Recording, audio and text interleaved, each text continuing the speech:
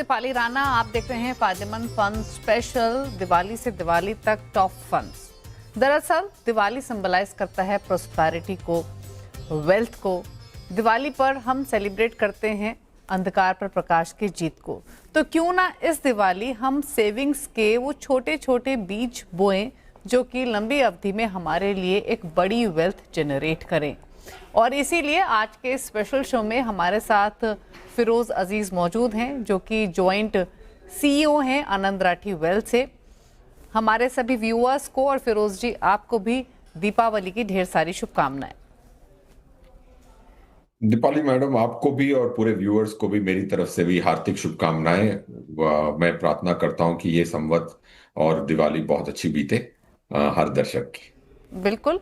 और फिरोज जी, आमतौर पे जो ये समय होता है फेस्टिवल्स का, दिवाली का, शुभ कार्यों के शुरुआत का समय माना जाता है। नए घर, गाड़ी लोग खरीदते हैं, नई इन्वेस्टमेंट्स करते हैं। तो यानी कोई भी ऑस्पिशियस काम इस दौरान करना बहुत ही शुभ माना जाता है। लेकिन जब हम इन्वेस्टमेंट्स की बात करते हैं तो आपके हिसाब से दिवाली को क्यों कंसिडर किया जाता है एज अ गुड टाइम जहां पर आप अपनी इन्वेस्टमेंट स्टार्ट कर सकते हैं, स्पेशली म्यूचुअल फंड्स के साथ पोर्टफोलियो क्रिएट कर सकते हैं? देखिए, दिवाली एक सिंबलाइज करती है प्रॉस्पेरिटी को। लक्ष्मी की पूजा भी करते हैं।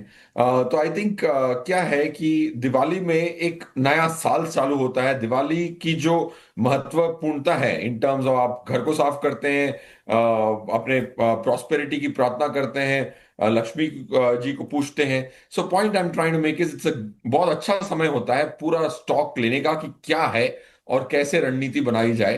तो आई थिंक दिवाली एक बहुत शुभ अवसर है क्योंकि वो एक नए साल की शुरुआत है। आपने पुरानी गलतियां देखनी है पुराने साल की। तो जब भी एक एक लैंडमार्क नया संवत चालू होता है, मेरे हिसाब से वो शुभ घड़ी मानी जाती है क्योंकि आपको एक सीखने का मौका मिलता है कि पुरानी गलतियों से, और उससे आपकी आगे की रणनीति बनाने में बड़ी आपकी बुनियाद मजबूत होती है। सो उसका प्रयोग करना ये बहुत अच्छी बात होती है मेरे हिसाब से। बिल्कुल। अच्छा फिरोज जी, जब हम इन्वेस्टमेंट्स की बात करते हैं, नई शुरुआत की बात करते हैं, नए निवेश की जर्नी की शुरुआत की बात ही क्यों ना करें, तो मौजूदा जिस तरीके के हालात मार्केट में देखने को मिल रहे हैं, थोड़ा कन्फ्यूजन, थोड़ा एप्रीहेंशन इन्वेस्टर्स के मन में है। गोल्ड ने जिस तरीके की, गोल्ड सिल्वर दोनों ने जिस तरीके की स्टेलर परफॉर्मेंस दिखाई है पास्ट 6 मंथ्स में, पास्ट 1 ईयर में, कहीं ना कहीं जो इंक्लिनेशन है इन्वेस्टर्स का वो इन कमोडिटीज़ की तरफ भी बढ़ रहा है। लेकिन अगर लंबी अवधि का व्यू हो तो क्या आइडियल अप्रोच हो सकती है?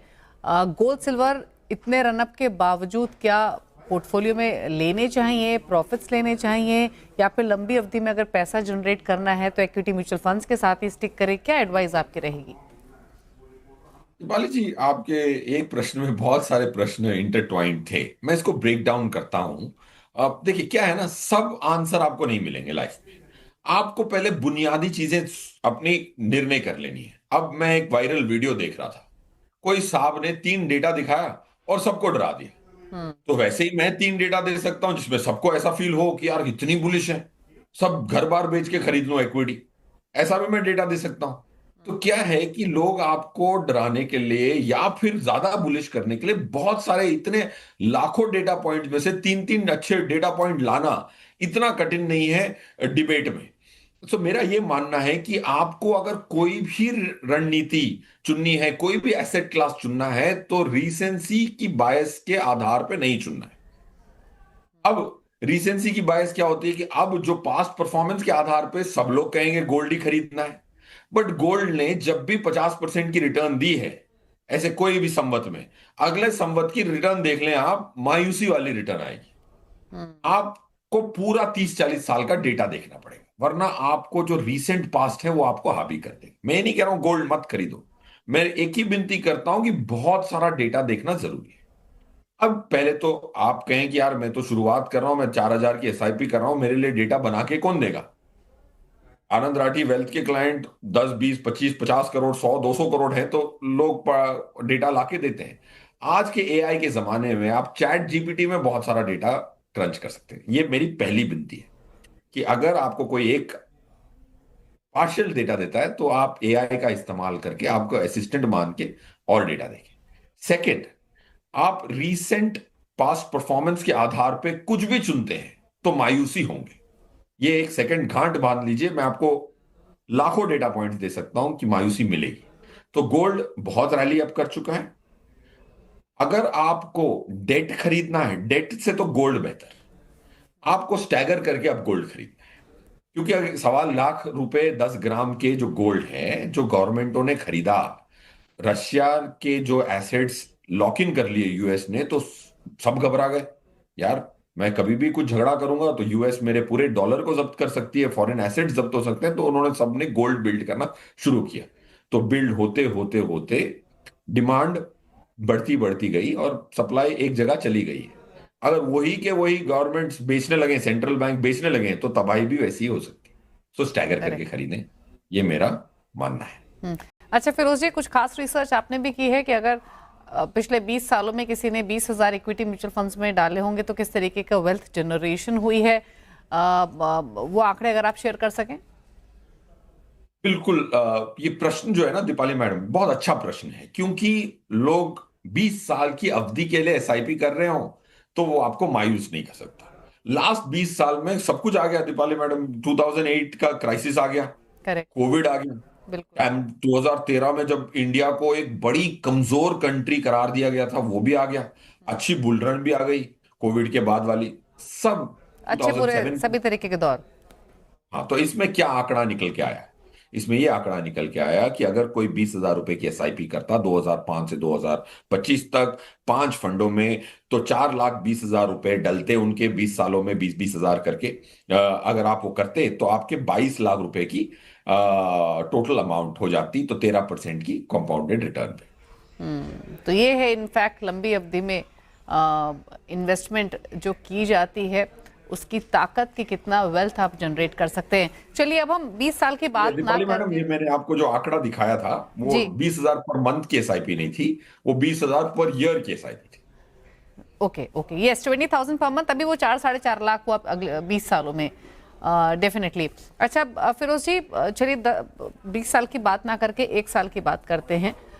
दिवाली से दिवाली तक की अगर हम बात करें, अगर कोई इस दिवाली पोर्टफोलियो बनाता है अगली दिवाली तक के लिए या 1 साल के होराइजन के लिए, तो क्या सजेशन आपकी तरफ से रहेंगे? क्या दिवाली टू दिवाली तक का होराइजन लेकर निवेश करना एक सही स्ट्रैटेजी हो सकती है, या फिर लंबी अवधि का व्यू लेकर चलें अगर अच्छा कॉर्पस एक्यूमुलेट करना है? मेरे हिसाब से दिवाली का आप समय लेके नहीं चल सकते इक्विटी इन्वेस्टिंग के लिए। बट एक चीज जरूर है कि हर दिवाली में आप अपनी स्कीम्स जरूर चेक कर सकते हैं। तो अगले अगर 1 साल की मैं बात करूं, आपको ये घबराने की जरूरत नहीं कि इक्विटी में बहुत बड़ी गिरावट आ सकती है। ये लोग कहते हैं, बट इक्विटी की कोई भी बड़ी गिरावट बड़े राइज के बाद ही आती है। 1 साल के लल पीरियड के बाद बड़ी गिरावटें नहीं आती, ज्यादातर होने को कुछ भी हो सकता है। तो आपको इक्विटी एलोकेशन बढ़ाना है। अगर आपकी लंबी अवधि का पैसा हो, 5 साल के ऊपर की अवधि का पैसा हो, अगर आपके पास 60-70% की इक्विटी ना हो, तो आप अपने पैसे को अंडर यूटिलाइज करें। 2 साल के पैसे में ना हो इक्विटी, कोई घबराने की बात नहीं। लंबी अवधि के पैसे में 60 से 70% इक्विटी रखें। निफ्टी की रिटर्न लास्ट 1 साल में -4% है, ये संवत की, ऑलमोस्ट ना के बराबर है। पॉइंट 1, पॉइंट 2, आपके अर्निंग्स बढ़ चुकी है 11-12%। सो आई थिंक निफ्टी 10 से 12% इस संवत में बढ़ने की अच्छी खासी उम्मीद है। अच्छे फंडों की 14-15% की रिटर्न आने की उम्मीद है। 80 से 90% संभावना है। बट 10% संभावना तो इक्विटी में ऐसी भी होती है कि मार्केट नीचे हो 1 साल बाद। बट 5 साल की अवधि में नीचे होने की संभावना ना के बराबर हो जाएगी।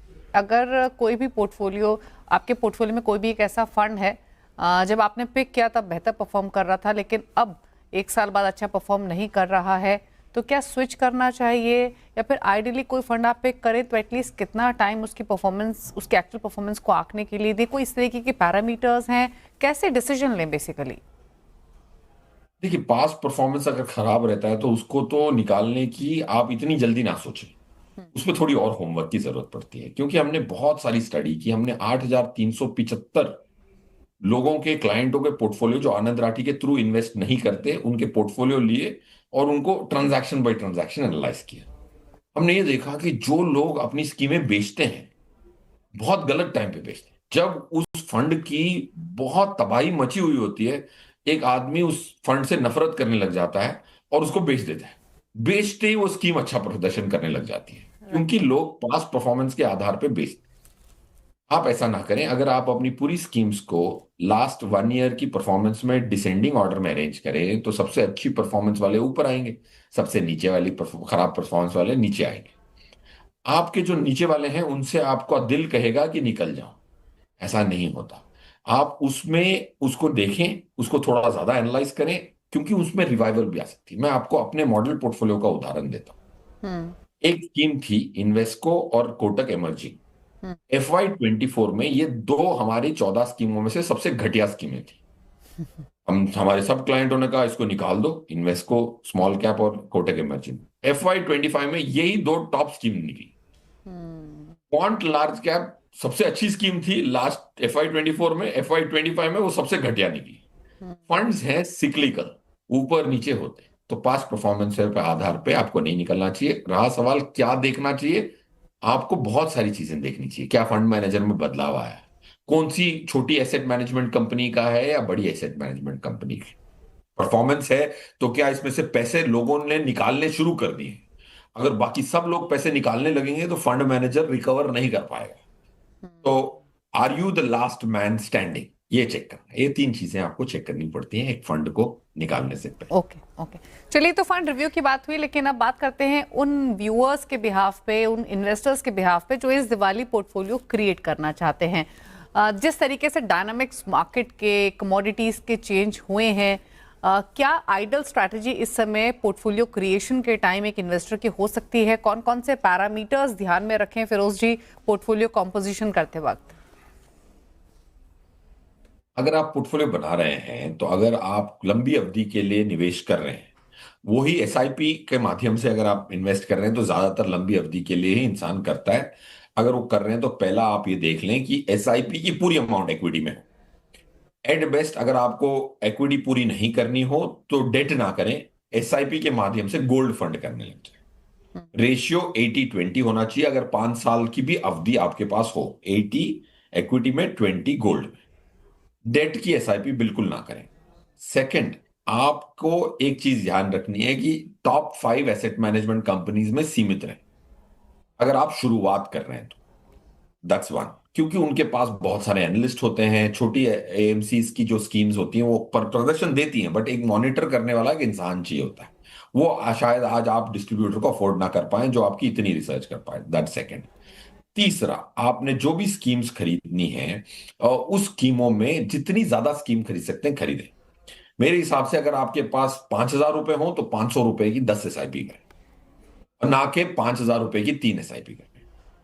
अब रहा सवाल कौन सी कैटेगरी की स्कीम खरीदूं। पहले आपके पास अगर दो दो एक एक ही SIP के पैसे हों, 500 रुपए 1,000 रुपए ही हों, तो पहले खरीदें मल्टी कैप, फिर खरीदें फ्लेक्सी कैप, फिर खरीदें लार्ज कैप, मिड कैप और स्मॉल कैप। ये 5 कैटेगरी में पहले सीमित रहें। अगर 5 स्कीमों से ज्यादा के पैसे हों तो इसी 5 स्कीम कैटेगरी में और एक एक स्कीम चुन लें और 10 तक पहुंचे तो कोई प्रॉब्लम नहीं है। ये जो ओवर डिवर्सिफिकेशन की जो कहानी मिलती है ना दीपाली मैडम, मैं भी पहले देता था और फिर मैंने आंकड़ा देखा कि यार ओवर डिवर्सिफिकेशन मैंने ऐसी भी एक स्कीम, एक क्लाइंट की पोर्टफोलियो देखी, 42 स्कीम थी उसमें। ओके। ओके। और दूसरी एक देखी जिसमें 85 स्कीम थी, उन्होंने आनंद राठी के मॉडल पोर्टफोलियो को बीट किया है। तो उस पर हम बहुत स्टडी किए, तो ये ओवर डिवर्सिफिकेशन की जो थियरी बहुत पॉपुलर है। जरूरी नहीं है कि आपके पास स्कीम ज्यादा हो तो आप निफ्टी को बीट नहीं कर पाए। ओके। चलिए चलिए, तो काफ़ी इंटरेस्टिंग और इम्पोर्टेंट बातें यहाँ पर फिरोज जी ने बताई। एक ब्रेक के लिए रुक रहे हैं। ब्रेक के बाद जब लौटेंगे तो पोर्टफोलियो कहाँ क्रिएट करना है इस पर फोकस करेंगे। फिरोज जी के टॉप फंड्स कौन से हैं जिनके साथ शुरुआत की जा सकती है, क्यों वो उन फंड्स को पिक कर रहे हैं, उनका रैशनल। पोर्टफोलियो क्रिएशन पर फोकस करते हैं। आपने काफ़ी सारी इंपॉर्टेंट बातें बताई। ब्रेक में जाने से पहले, पोर्टफोलियो क्रिएट करने से पहले किन पैरामीटर्स को ध्यान में रखना है, लेकिन अब फाइनली फंड्स पर आते हैं। तो बताइए, पहली चीज तो इनफैक्ट ये कि अगर शुरुआत करनी है तो हम हमेशा कहते हैं बड़ा पोर्टफोलियो रखने की जरूरत नहीं है, लेकिन ब्रेक में जाने से पहले आपने खुद बताया कि ओवर डाइवर्सिफिकेशन भी हेल्प करता है पोर्टफोलियो में। अगर शुरुआत करनी हो, कितना इन्वेस्ट करना है उसका कोई बैरियर ना हो, तो आइडियली कितने फंड्स के साथ शुरुआत की जा सकती है? कौन से फंड्स आप पिक कर रहे हैं? आई थिंक देखिए, शुरुआत कर रहे हैं तो आपको 10 स्कीमों की जरूरत नहीं है ज्यादातर, बट एटलीस्ट 4-5 स्कीम्स आपको करनी चाहिए। क्योंकि बहुत सारी स्कीम्स जो हैं वो अच्छा पास्ट परफॉर्मेंस देती हैं, फ्यूचर में नहीं देती। तो आपको एक स्कीम लेवल पे एक 5-6 स्कीम होती हैं, तो एक तजुर्बा इवन आउट हो जाता है, रिस्क कम हो जाता है बट रिटर्न कम नहीं होती। तो कभी भी ऐसी कोई भी साधन से जहां रिस्क घट जाए और दिल हमारा संभला हुआ रहे, रातों की नींद अच्छी हो और रिटर्न नहीं घटे, तो बहुत बढ़िया चीज है। So that's why 5 schemes let's assume अगर आपने चुननी है, okay. Multi cap, flexi cap, large, mid and small, वो जरूर करनी चाहिए। ये मेरी ओके। रिकमेंडेशन होगी for a beginner itself। Okay, तो फिरोज जी फिर पहला फंड बताइए कौन सा पिक कर रहे हैं आप और क्यों? देखिए, कैनरा रोबेको मल्टी कैप जो है वो मेरे हिसाब से एक अच्छी स्कीम है, बहुत अच्छी स्कीम है। अब उनका वो खुद भी एक लिस्टेड कंपनी होने वाले हैं, Canara Robeco asset management company. उसमें क्या है कि बॉटम अप स्टॉक पिकिंग की जो काबिलियत फंड मैनेजर ने दिखाई है वो बहुत अच्छी है, पॉइंट वन। पॉइंट टू, वो मल्टी कैप कैटेगरी है, इसीलिए उसके एक चौथाई हिस्सा लार्ज मिड स्मॉल में होना अनिवार्य है। बाकी 25% जो हिस्सा बचता है, एक चौथाई, वो फंड मैनेजर की डिस्क्रिप्शन पे होता है। तो इसमें आपको सब चीजों की फ्लेवर मिल जाएगी, इसीलिए पहली स्कीम बता रहा हूं, अगर एक ही के पैसे हो तो इससे शुरू कर ले। राइट। श्री जो इनके सीआईओ हैं, वो बहुत सालों से इधर हैं, और उनकी जो गाइडेंस रही है, लीडरशिप रही है in terms of stock picking, sector picking, बहुत अच्छी रही है। That's point one. That's the first scheme. HDFC flexi cap could be the second scheme in the flexi cap category, Deepali madam. और वो बहुत बड़ा स्कीम है, और सबसे largest, second largest asset management company का है HDFC का।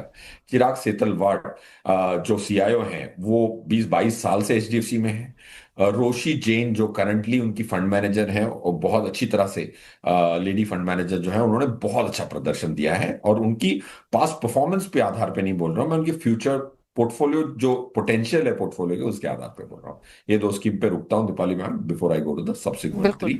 Yes, you want me to go to them, right? Yes, और जैसे फिरोज जी ने मेंशन किया भी कि फ्लेक्सी कैप पर ध्यान रहेगा उनका, मिड कैप स्मॉल कैप, यानी डाइवर्सिफिकेशन का पूरा ख्याल रखा गया है इन 5 स्कीम्स के थ्रू। तो बताइए फिरोज जी, अगली 2 स्कीम्स भी बताइए कौन सी आपने पिक की हैं इसके बाद और क्यों? लार्ज कैप कैटेगरी में क्वांट लार्ज कैप एक छोटी लार्ज कैप स्कीम है। बट ये जो संदीप टंडन जो हैं वो उस कंपनी के प्रमोटर हैं, बट उनकी जो इन्वेस्टिंग तजुर्बा है वो ट्रेजरी माइंडसेट से आते हैं। Last year quant large cap ने अच्छा प्रदर्शन नहीं दिया।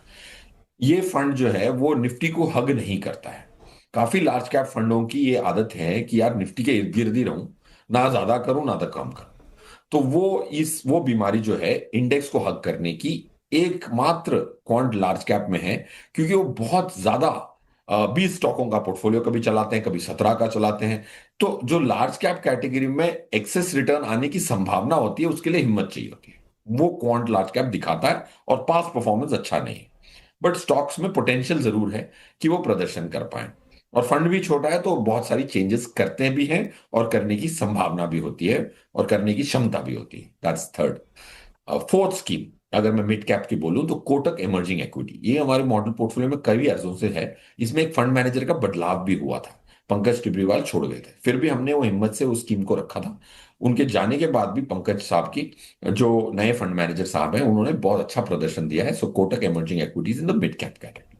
And lastly small cap category, Invesco small cap, ये एक अच्छा यूनिक फंड है, क्योंकि उनके सीआईओ, इन्वेस्को के जो सीआईओ हैं ताहिर बादशाह, वो खुद ही ये स्मॉल कैप फंड को मैनेज करते हैं। इसमें आप देखेंगे तो काफी सारे स्टॉक्स ताहिर बादशाह ने स्मेल किए before the market smelled it, and they have been have very very good in stock picking, multi baggers also, to make sure that वो इंडेक्स को, अपने बेंचमार्क इंडेक्स को, NSE small cap 250 tier 1 benchmark को अच्छी तरह से और शानदार तरीके से बीट किया है, और करने की संभावना भी। ओके, तो फिरोज जी ने आपको 5 फंड्स बताए हैं, और जितना मैं ध्यान रख पाई उस हिसाब से मैं एक बार रिपीट करने की कोशिश करती हूँ। Canara Robeco multi cap fund Firoz ji ने रेकमेंड किया, क्वांट का लार्ज कैप फंड रेकमेंड किया है, HDFC का फ्लेक्सी कैप, कोटक का मिड कैप और इन्वेस्को का contra fund. Correct Firoz ji, यही 5 फंड्स आपने रेकमेंड किए हैं? Yes okay. दीपाली जी।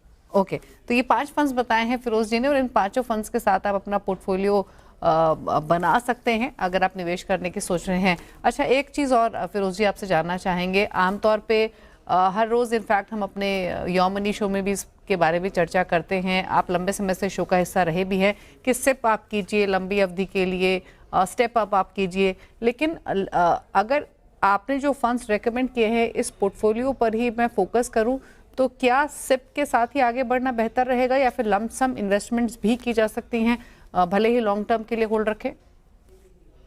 दीपाली, अगर लॉन्ग टर्म की अवधि हो तो मेरे हिसाब से लमसम ज्यादा प्रेफरेबल है, और एसआईपी तो करनी ही करनी चाहिए, क्योंकि एसआईपी आपके फ्यूचर पैसों की कमिटमेंट है।